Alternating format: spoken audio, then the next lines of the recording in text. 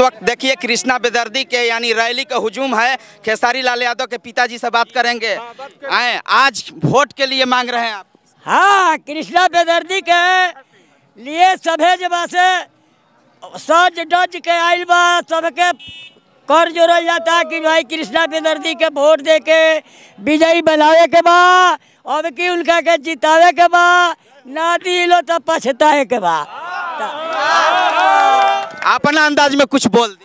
अब अपना अंदाज में आज तो अंदाज है चलता कि अपने जाई सबके ले जाई आ टीप टाप के वोट जाते कृष्णा बेदर्दी पर गिराई। ये सबसे आप क्या कहना चाहते हैं एक सेलिब्रिटी?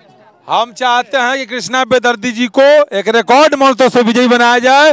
भोजपुरी इंडस्ट्री के लगभग स्टार लोग आज जनता जनार्दन का अभिवादन करने के लिए रसूलपुर पंचायत में आए हैं। मैं नरमुंडा स्वामी, जय माता दी। इस वक्त देखिए दीपक दिलदार से हैं मैं बात करूंगा दीपक दिलदार से। चलिए हट जी।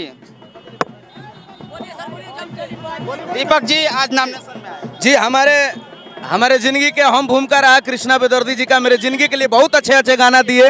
रतिया कहाँ भी तौला ना रजो हेहर भइलो मेरे लिए किए हैं। मेरा दायित्व बनता है, फर्ज बनता है कि वो जो खड़े हैं जहाँ भी हैं और मुझे याद करें, वो मैं खड़ा होऊंगा और हमेशा रहूंगा।